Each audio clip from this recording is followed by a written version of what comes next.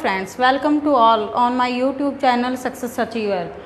हमने यहाँ पे अपना टाइप्स ऑफ रिसर्च शुरू कर रखा है, जहाँ पे यहाँ से पहले 2 वीडियो मैं इस पर करवा चुकी हूँ कि डिफरेंट क्लासिफिकेशंस है जो वो टाइप्स की बात करता है अलग अलग बेसिस पे।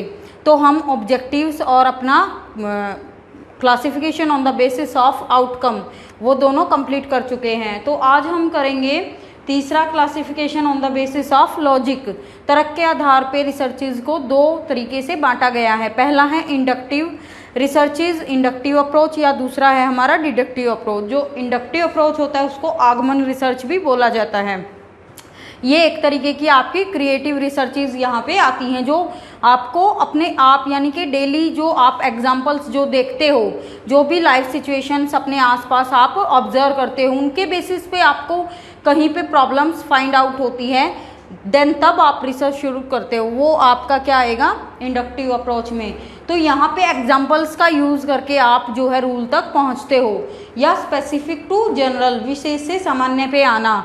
यानी कि रूल तो आप खुद से फॉर्मुलेट करोगे, बाद में खुद से सिद्धांत प्रतिपादन करोगे, फॉर्मुलेट करोगे, कुछ खुद से नए तथ्यों का प्रतिपादन करोगे। तो बेसिकली आपको अपने लेवल पे रिसर्च को शुरू करना होता है। दूसरा है आपका डिडक्टिव अप्रोच, जो कि जनरल की बात करता है। आपने पहले से थ्योरीज उठा ली जो कि आपने पढ़ी हुई हैं, उन थ्योरीज के बेसिस पे क्या करते हो, आप रिसर्च कंडक्ट करते हो, और आपका जो भी रिजल्ट आता है उन थ्योरी को या तो आपका कंफर्म करेगा या डिसकंफर्म करेगा। तो उसके बेसिस पे आप क्या करते हो, उन थ्योरीज को मान्य करते हो या फिर अपने रिजल्ट्स को रिजेक्ट कर देते हो। तो या इसको हम टॉप डाउन अप्रोच भी बोलते हैं, जो टॉप की बात करता है। आपका बेसिकली सिद्धांतों से आपका एग्जाम्पल्स पे आता है, आपका रिसर्चेज पे आता है। किसी थ्योरी को प्रूव करने के लिए यहाँ पे हम क्या करते हैं डिडक्टिव अप्रोच में, एक हाइपोथेसिस बनाते हैं, एक प्रॉब्लम को फॉर्मुलेट करते हैं, उसके बाद हाइपोथेसिस बनाते हैं, उसके बाद डाटा कलेक्ट करते हैं, और डाटा कलेक्ट करने के बाद किसी डिसीजन तक पहुँचते हैं। उसके बाद जो हाइपोथेसिस होती हैं उनको या तो हम रिजेक्ट करेंगे डाटा के एनालिसिस के बेसिस पे, या फिर आपके जो भी रिजल्ट्स अगर उनको कंफर्म करते हैं, उनका सपोर्ट करते हैं, उनके फेवर में आते हैं, तो हम अपने रिजल्ट्स को यहाँ से मान लेते हैं। फॉर एग्जांपल, सभी गायें दूध देती हैं, तो ये क्या है, एक ये जनरलाइजेशन है, एक सामान्यीकरण है जो हर जगह पे आपका लागू होता है, यूनिवर्सल है ये। तो आपके पास ये रूल तो है ही, जो भी जनरलाइजेशन है, जो भी सामान्यीकरण है, उसके बेसिस पे आप यहाँ पे जो है अपनी प्रॉब्लम्स को लेके आते हो। तो मतलब कि सभी गायें दूध देती है, हम सब जानते हैं। उसके बेसिस पे मैं क्या कहती हूँ, ये मेरी प्रॉब्लम है कि यहाँ मेरे सामने एक गाय है जो दूध देती है। तो ये आपकी क्या हो गई, ये आपकी खुद की रिसर्च हो गई। नेक्स्ट है आपका on the basis of process. Process क्या होती है, एक स्टेप नहीं होता, प्रोसेस होता है एक मल्टी स्टेप्स। यहाँ पे बहुत सारे स्टेप्स को आपको फॉलो करना होता है जब भी आप कोई रिसर्च कंडक्ट करते हो। तो इसके बेसिस पे जो भी आपके रिसर्च के टाइप हैं, वो 3 तरीके की रिसर्च जो हैं यहाँ पे आती हैं। पहली आपकी है क्वांटिटेटिव रिसर्च, मात्रात्मक अनुसंधान, जो मात्रा की बात करता है, मापन की बात करता है। तो डिडक्शन का ही एक रूप है। डिडक्टिव जो अप्रोच की बात करते हैं, तो यानी कि आपकी जो निगमन अप्रोच है ये भी उसी जैसा है, मात्रात्मक। तो ऐसे ही यहाँ पे भी हम क्या करते हैं, जो सिद्धांत होते हैं पहले से निर्धारित होते हैं, उसी के आधार पे हम परिकल्पनाएं बनाते हैं, अनुमान बनाते हैं, एक टेंटेटिव आंसर बनाते हैं किसी भी प्रॉब्लम का। उसके बाद हम क्या करते हैं, अपना सैंपल साइज को डिटरमाइन करते हैं। उसके बाद हम डाटा कलेक्शन करते हैं, और जो भी डाटा हमारे पास आता है तो उसको हम कलेक्टेड डाटा को न्यूमेरिकल फॉर्म में चेंज कर लेते हैं। यानी कि हमें क्या करना है, जो डाटा हमारे पास है उसको टेबुलेशन फॉर्म में, स्कोरिंग के बाद टेबुलेशन फॉर्म में अरेंज करना होता है। और ये क्या है, ये जो आपका क्वांटिटेटिव अप्रोच है ये कॉज इफेक्ट की बात करता है, एक तरीके से एक्सपेरिमेंटल जैसा ही है। यहाँ पे भी प्रयोग ही हो गया आपका, जो भी आपने टेबुलेशन किया डाटा का, उसको आप क्या करते हो, डिफरेंट जो भी आपके मेथड्स हैं रिसर्च के, तो स्टैटिस्टिकल जो भी एप्रोप्रिएट मेथड आपको लगेगा अपनी रिसर्च प्रॉब्लम के नेचर के अकॉर्डिंग, आप वहाँ पे उस फॉर्मूला को उस डाटा पे अप्लाई कर देते हो। और जो भी आपका रिजल्ट आता है स्टैटिस्टिकल एनालिसिस के बाद, यानी कि एक तरीके से मात्रात्मक, आपके पास अनुमान मात्रा आपने माप लिया ना, आपके पास एग्जैक्ट रिजल्ट आ जाते हैं जिसको आप बता सकते हो, दूसरों को दिखा सकते हो, माप सकते हो। तो वो जब आपका स्टैटिस्टिकल एनालिसिस के बाद आपके पास जो रिजल्ट आते हैं उनको आप क्या करते हो, उनके बेसिस पे कंक्लूजन तक पहुंचते हो, निष्कर्ष तक पहुंचते हो, और उसके बाद क्या करते हो, जनरलाइजेशन करते हो, एक सामान्यीकरण करते हो। तो ये सारे क्या हैं, आपकी क्वांटिटेटिव अप्रोच है। दूसरी जो अप्रोच है हमारी वो कौन सी है, क्वालिटेटिव अप्रोच, गुणात्मक, क्वालिटी की बात करता है। तो बेसिकली हमारी बहुत सी रिसर्चेज की फॉर्म ये होती है, लेकिन जब हम ऐसी सिचुएशन होती है जिसको हम माप नहीं पाते हैं, बहुत सारे इवेंट्स, बहुत सारी घटनाएं, सूचनाएं ऐसी होती हैं जिनको हम हर सिचुएशन में सारी चीज़ें मेजरेबल नहीं होती हैं, सबको नहीं माप सकते हम, तो वो जो हैं वो गुणात्मक की श्रेणी में आती हैं। तो इंडक्शन की फॉर्म है ये, जैसे हमने पीछे इंडक्शन की बात की थी कि यहाँ पे हमें खुद से इंडक्ट करना होता है। तो इसका उद्देश्य क्या है, जो भी ह्यूमन बिहेवियर है, ह्यूमन बीइंग है, उसको और उसकी जो सिचुएशंस हैं उनको जो भी फैक्टर्स कंट्रोल करते हैं, उन फैक्टर्स को यानी कि उसकी सिचुएशन को प्रभावित करने वाले जो तत्व हैं उनको हम गहराई से समझते हैं। तो आप माप थोड़े सकते हो, क्योंकि ह्यूमन बिहेवियर जो भी है वो डायनेमिक है, वो चेंजेबल है। हम कुछ सिचुएशंस में अलग व्यवहार करते हैं, कुछ में अलग व्यवहार करते हैं, तो वो एकदम से माप पाना सही संभव नहीं होता है। तो वहाँ पे हम दूसरी टेक्निक्स का यूज़ करते हैं, ऑब्जर्वेशन का या इंटरव्यू का, तो वो चीज़ें एकदम से मेजरेबल नहीं होती हैं। तो वहाँ पे हम क्वालिटी का पता लगा सकते हैं कि क्वालिटी कितनी है। तो इसी के बेसिस पे हम क्या करते हैं, जो भी हमारे डिफरेंट वेरिएबल्स हैं, जो भी चर हैं, उनकी क्वालिटी को माप सकते हैं, उनकी गुणात्मक यानी कि उनके अंदर जो भी क्वालिटी है, जो भी उनका गुण है, उस गुण को हम माप सकते हैं। तो यहाँ पे जो हम क्वेश्चंस को फाइंड आउट करने की कोशिश करते हैं वो कौन कौन से होते हैं, जैसे अगर कब की बात करें कि ऐसा कब हुआ, क्या हुआ, क्यों हुआ, कैसे हुआ, किसने किया, जितनी भी तरह के, जितनी भी कैटेगरीज के जो क्वेश्चंस होते हैं वो हमारे क्वालिटेटिव में हम इजीली स्टडी कर सकते हैं।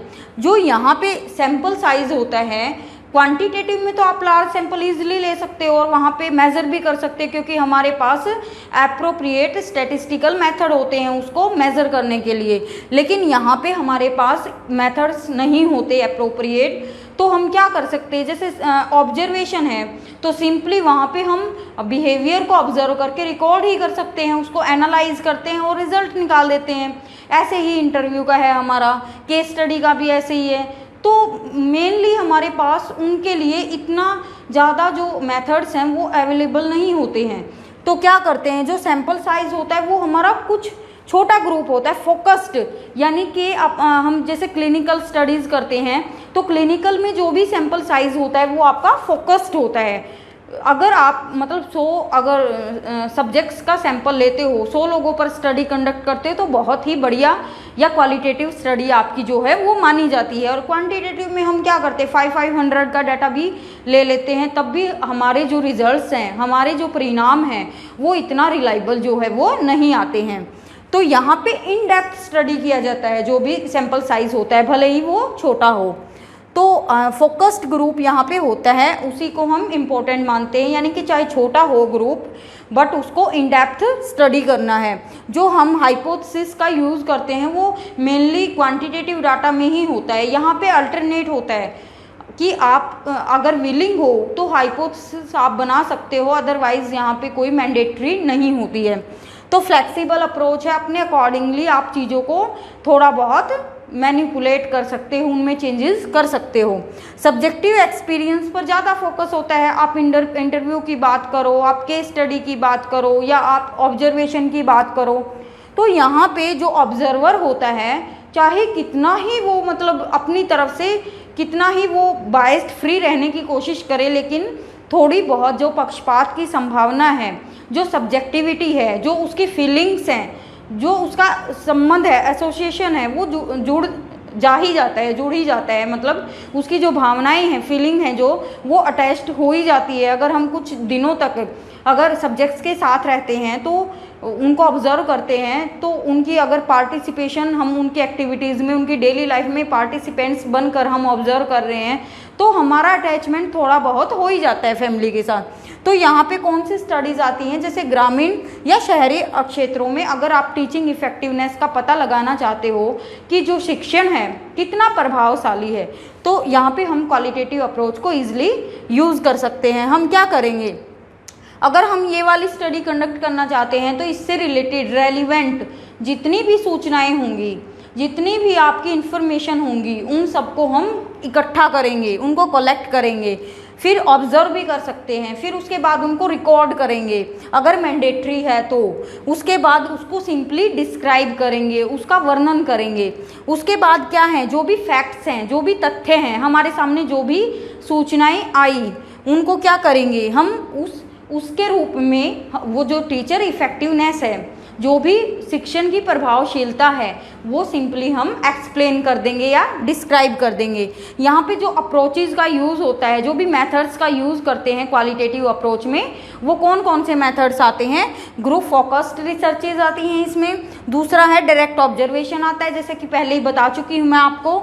इन डेप्थ इंटरव्यूज़ आते हैं, जो कन्वर्सेशन होती हैं, यानी कि ज़्यादा टाइम की, या इन डेप्थ होती हैं, जो आपकी पर्सनल लाइफ से भी रिलेटेड होती हैं। नरेटिव क्या होता है, सिंपली यहाँ पे जो रिव्यू ऑफ लिटरेचर होता है, यानी कि पहले जो काम हो चुका होता है उसके बेसिस पे ही जो घटना है, जो भी प्रॉब्लम है, जो उसके बारे में नरेट किया जाता है, वर्णन किया जाता है।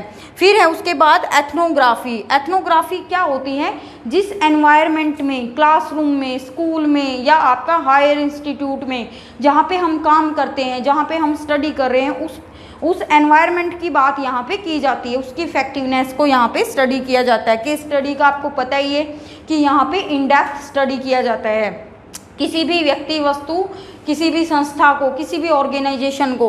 और ग्राउंडेड थ्योरी क्या होती है कि आपके पास थ्योरीज पहले से अवेलेबल होती हैं, आपके पास प्रिंसिपल्स होते हैं, रूल्स होते हैं, उनके बेसिस पे आप उन्हीं को ही मतलब फॉर्मुलेट करते हो, उन्हीं के बेसिस पे आप अपनी प्रॉब्लम्स को, नई थ्योरीज को एमर्ज करते हो, या नई थ्योरीज का पता लगाते हो, या अपनी नॉलेज में जो है वो वृद्धि करते हो। जो तीसरी अप्रोच है हमारी, वो अगर हम मेनली ना तो ये अप्रोच पूरी तरीके से यूज़ कर पा रहे हैं, ना ही क्वांटिटेटिव अप्रोच, तो एक ऐसी अप्रोच भी है जो मिक्स्ड अप्रोच है, जहाँ पे हम दोनों का मिला जुला रूप जो है वो यूज़ कर सकते हैं।